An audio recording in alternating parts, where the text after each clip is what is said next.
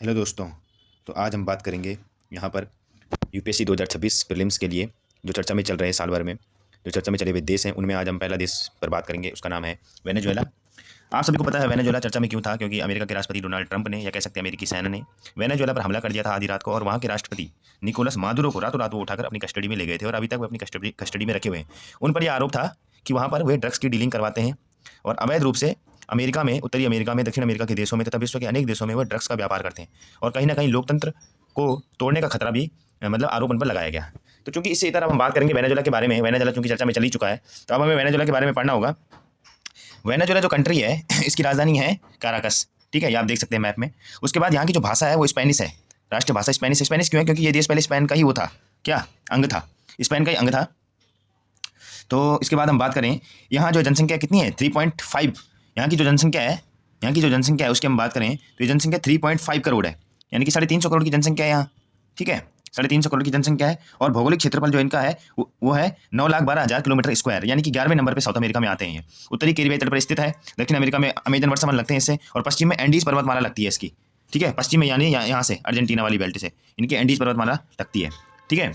तो अगर हम बात करें 1958 में यहाँ लोकतंत्र आ चुका था, क्योंकि उससे पहले स्पेन का अंग था। 2013 से ना यहाँ पर निकोलस मादुरो की सरकार चली आ रही है, ठीक है। और सबसे खासियत बात क्या है इसकी इकोनॉमी जो है वो अपने तेल के रिजर्व है, जो यहाँ पर सर्वाधिक हैवी क्रूड ऑयल पाया जाता है यहाँ, उस पर ये निर्भर करता है। लेकिन इस देश में दिक्कत यह है कि इनका जो क्रूड ऑयल है काफ़ी हैवी है।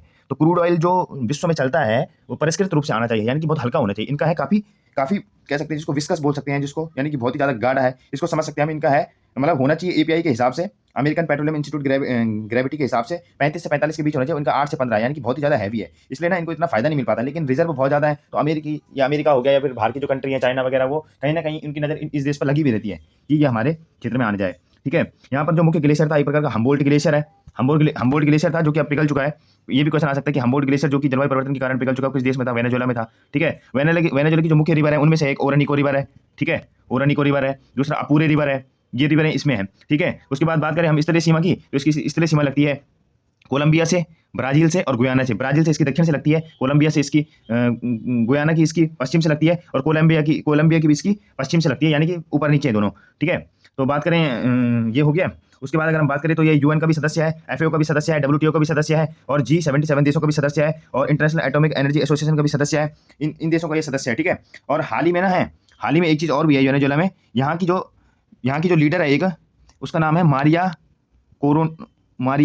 Corina Machado. इनको क्या है, शांति का नोबेल पुरस्कार मिला है, ठीक है, शांति का नोबेल पुरस्कार मिला है 2025 में, नोबेल मिला है इनको। लेकिन इनकी मूर्खता क्या है कि इन्होंने वो नोबेल ना अमेरिकी राष्ट्रपति डोनाल्ड ट्रंप को गिफ्ट स्वरूप दे दिया है। लेकिन हमारे पे करंट अफेयर में क्वेश्चन आएगा तो हम इसी को लिखेंगे कि मारिया कोरिना मचाडो को, ये वहाँ की है, वेनेजुएला की है, इनको मिला है, ठीक है। तो यूपीएससी से रिलेटेड ये मुख्य क्वेश्चन थे इसमें, देख सकते हैं हम, मतलब जहाँ तक हमारे पे क्वेश्चन आ सकते हैं उन क्वेश्चनों को हमने कोशिश करी है करने की। और भारत के साथ क्या है, इसका दो तरफा व्यापार है, 1.8 अरब का, मतलब इतना नहीं है हमारा, क्योंकि हम ज़्यादातर तेल वगैरह रशिया से परचेज करते हैं, ठीक है। हमारा 2014-15 से पहले चलता था इनसे, लेकिन कुछ समय बाद से हमने इनसे तेल लेना बंद कर दिया था।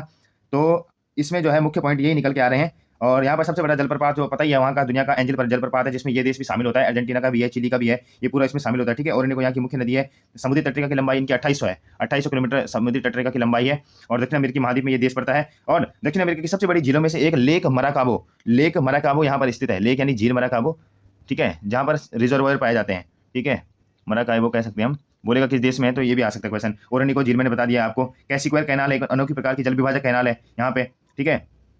गुयाना आइलैंड एंडीज पर्वतमाला यहाँ पे हो गई। तो इस तरीके से हमने देखा कि वेनेजुएला में जो हमसे क्वेश्चन आ सकते हैं वो हमने कोशिश करी करने की। तो आई होप आपको वीडियो पसंद आएगी। अगर वीडियो पसंद आएगी तो लाइक शेयर और सब्सक्राइब जरूर कीजिए, और इसी तरह के अन्य प्रीलिम्स के फैक्ट के लिए हमारे साथ बने रहिए। तब तक के लिए बहुत बहुत धन्यवाद दोस्तों।